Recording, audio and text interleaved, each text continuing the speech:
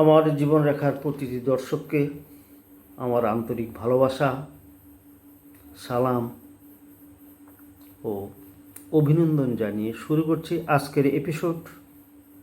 ভূত। ভূত। আপনারা কখনো ভূত দেখেছেন?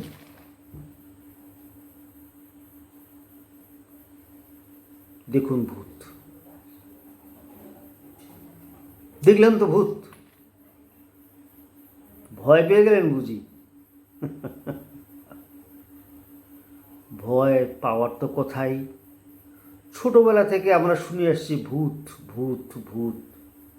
বাচ্চা ছেলেদের আমরা ছোট থেকে বলি, বাইরে যাস না, ভূত আছে। ভূতের ভয় দেখিয়ে আমরা ঘুম পাড়িয়ে রাখি। এই যে ছোট থেকে এদের ভূতের একটা ভীতি আমরা শিশুদের মাথায় ঢুকিয়ে দিই, মৃত্যুর আগ পর্যন্ত এই ভয় কিন্তু আর সরে না। ভূতের অনেক আজগুবি গল্প আছে। এমন একটা সময় ছিল যে কেউ রান্না করছে, অন্ধকারে পেতনি নাকি হাত পেতে দিত, আমাকে রান্নাটা দাও।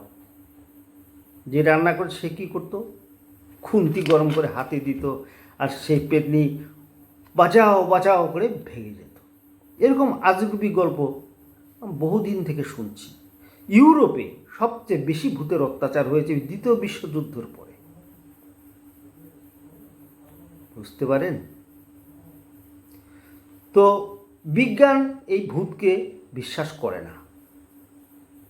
বিজ্ঞান বলে ভূত বলে কিছু নেই, আর যারা ভূতের আচরণ এরকম করে তাদের চিকিৎসার প্রয়োজন। এটা বিজ্ঞানের কথা। বিজ্ঞান সত্য কথা বলে। বলুন তো, আমরা কেউ সত্যি কেউ ভূত দেখেছি? ভূতের অভিনয় দেখেছি, কল্পনা করে দেখেছি, কিন্তু আদৌ ভূত বলে কিন্তু কিছু নেই। মনের সাহস রাখতে হবে, তবেই ভূত মন থেকে সরে যাবে। মাঝে মাঝে কিছু অলৌকিক ঘটনা ঘটে কাকতালীয়ভাবে, সেটাকে বিশ্বাস করবেন না। সত্যের কারণটা খুঁজবেন যে ভূত কী জিনিস। বিজ্ঞান বলছে নাই, মানুষে বলছে আছে। কেউ কোনো দিন ভূতও দেখেনি, আর বিজ্ঞান ভূতের অস্তিত্ব আছে কি না সেও সঠিক কথা বলতে পারে না। অর্থাৎ আমরা কাউকে ভূতের গল্প শুনিয়ে ওদের ঘুম পাঠাবো না। ওদের যদি এখন থেকে ভূতের গল্প শুনিয়ে পাঠান, তাহলে পেচ্ছাপ করতে যখন উঠবে রাত্রেবেলা, আপনাদের লাইন করে দাঁড়িয়ে থাকতে হবে যে বাচ্চারা চিৎকার না করে কোনো কিছু দেখে। সেই জন্যই বলছি, ভূত বলে কিছু নেই। বাচ্চাদের মনে ভূতের গল্প ঢুকাবেন না। আমি এই বিষয়ে বাড়াতে চাচ্ছি না। এখন বিজ্ঞানের যুগ, বিজ্ঞানকে সামনে রেখে আমাদের চলতে হবে। অলৌকিক কাকতালীয়ভাবে কিছু ঘটনা ঘটে। দেখা গেল বিছানা থেকে উঠলে বিছানা থরথর করে কেঁপে উঠল। এটা কনভার্সনের জন্য হতে পারে, কম্পনের জন্য হতে পারে। এটার জন্য ভয় পাওয়ার কিছু নেই। আসলে আমি বলতে চাই, ভূত বলে কিচ্ছু নাই।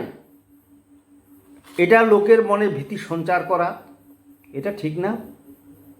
আপনাদের সকলকেই আমি আন্তরিক অভিনন্দন, ভালোবাসা, প্রেম দিয়ে আজকের মতো বিষয়টিকে এখানে শেষ করছি। তবে আপনারা যদি কেউ ভূত দেখে থাকেন আমাকে জানাবেন, আমি সশরীরে হাজির হব। ভালো থাকবেন। Good night.